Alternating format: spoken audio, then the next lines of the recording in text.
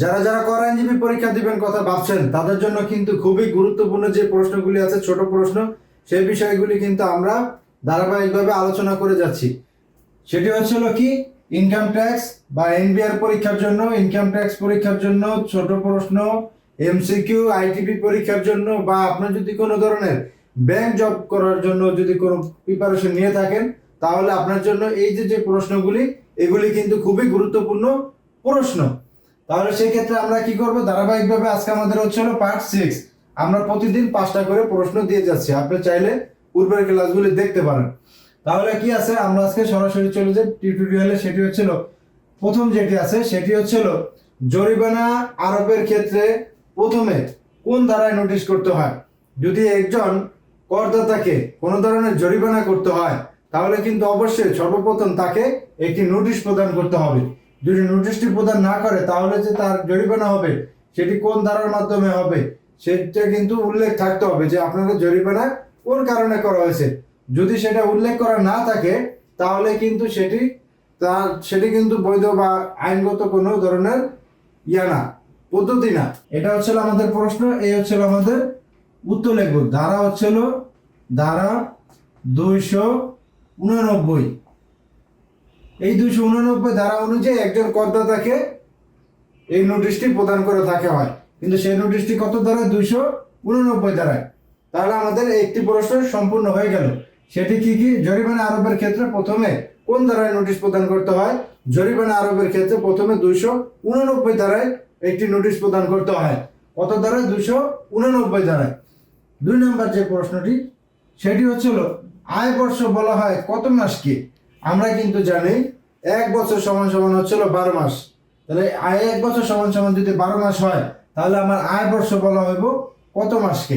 আয় বর্ষ বলা হইব কত মাসকে, সেই ক্ষেত্রে হচ্ছিল আমার পুরোপুরি যে হিসাবটা হবে, যেরকম আমাদের হিসাব হয় কিছু থেকে, আমাদের হিসাব হয় পয়লা জুলাই যে কোনো একটা সাল আপনি ধরেন, আপনার বোঝার সুবিধার্থে ধরেন পয়লা জুলাই 2000, যদি আমি 26 ধরি, ধরেন 26 ধরলাম, তাহলে আমার এই যে যে আয় বর্ষ, সে আয় বর্ষটা হচ্ছিল পয়লা জুলাই 2026 থেকে শুরু হইলে আমার হচ্ছিল আপনার 30শে জুন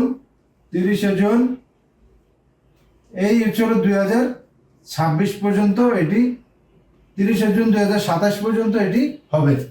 তাহলে কিভাবে হইলো, পয়লা জুলাই 2026 থেকে 30শে জুন 2027 সাল পর্যন্ত একটি আয় বর্ষ হিসাবে বিবেচিত হবে। এই যে এখানে হচ্ছিল 12 মাস, এই 12 মাসে হচ্ছিল এক ব্যক্তির জন্য আয় বর্ষ। এই হিসাবটাই যারা করদাতা আছেন তারা অনেকে ভুল করেন, কিন্তু আমরা যারা আছি আমাদেরকে এই ধরনের ভুল করা যাবে না। কেননা আমরা শিখতেছি, যেহেতু আমরা জানলাম যে আমাদের একটা আয় বর্ষ কত সালে বা কত দিনে কত মাসে পরিগণনা করা হয়। আমরা জানি 1 মাস 12 মাস সমান সমান 1 বছর। তাহলে আমার এই যে আয় বর্ষ, এই আয় বর্ষটা কত মাসে হবে, আমার আয় বর্ষটা হবে এই 12 মাসে আমার আয় বর্ষ। 12 মাস আমার আয় বর্ষ হচ্ছিল কত মাসে হইব, আয় বর্ষ হচ্ছিল 12 মাসে একটি আয় বর্ষ হবে। সেটি কিভাবে হবে, পয়লা জুলাই 2026, এটা আপনি যে কোনো একটা সাল ধরেন, যেহেতু 27 সাল আপডেট, যদি এটা বুঝতে সুবিধা না হয় তাহলে আপনি এটা করেন 2025 দেন, 2025 আর এখানে হচ্ছিল 26, তাহলে তো মনে করেন একটি আয় বর্ষ শেষ।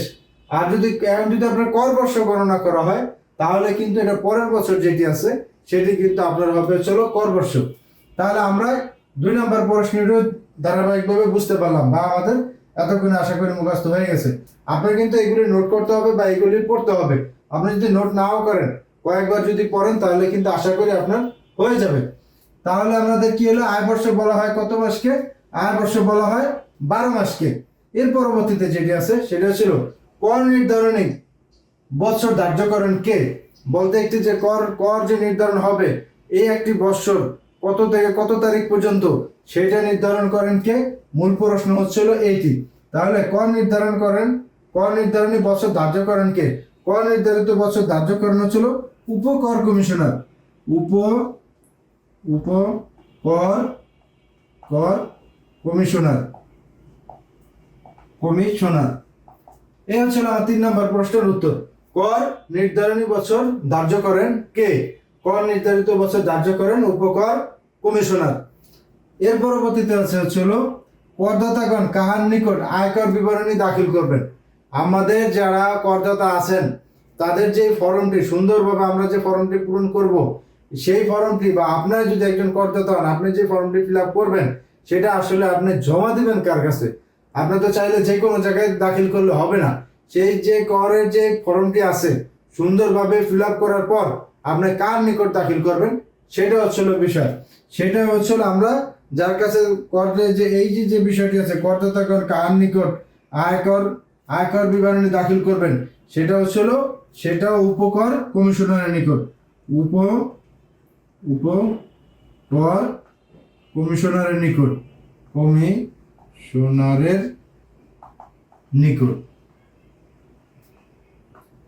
তাহলে আমাদের কিন্তু 4টি হয়ে গেল। এবার 5 নম্বর, দান কর প্রদান করেন কে? এটা নিয়ে ঘাবড়ানোর বা ভয় পাওয়ার কিছু নেই। দান কর ও প্রদান করে কে সেটি হচ্ছিল ওইটা যেহেতু জায়গায় নেই সামনে লিখি, দান কর প্রদান করে করদাতা। এই আমাদের হচ্ছিল 5টি প্রশ্ন, ইনশাল্লাহ শেষ। তাহলে দান কর প্রদান করেন কে? দান কর প্রদান করেন হচ্ছিল একজন করদাতা, যিনি কর দিবেন তিনি দান কর প্রদান করতে পারেন। তাহলে আমার সর্বপ্রথম থেকে কি হলো, সর্বপ্রথম যদি আমি আমরা যদি এই লেখাগুলি মোটামুটি ভাবে ধরেন আমাদের এখানে নাই, আমরা এতক্ষণ যেহেতু শুনছি, তাহলে সেই ক্ষেত্রে আমরা কিন্তু এই জিনিসগুলি পড়তে পারবো, আশা করি মনেও থাকবে। তাহলে প্রথমটা কি? প্রথমটা হচ্ছে আমার যে কত ধারা অনুযায়ী একজন করদাতাকে জরিমানা হলে নোটিশ প্রদান করা যাবে, সেটি হচ্ছিল 289 ধারায়। 289 ধারা অনুযায়ী একজন করদাতাকে নোটিশ প্রদান করা যায়। সেটা কিসের জন্য? সেটা হচ্ছিল জরিমানা আরোপের ক্ষেত্রে যেটি হয় সেটির জন্য। এর পরবর্তীতে আয়বর্ষ বলা হয় কাকে? আয়বর্ষ বলা হয় হচ্ছে কত মাসকে? আয়বর্ষ হচ্ছিল 12 মাস হচ্ছিল একটি আয়বর্ষ। এর পরবর্তীতে হচ্ছিল একজন কর নির্ধারণী বছর ধার্য করেন কে? কর নির্ধারণী বছর ধারণ করেন উপকর কমিশনার।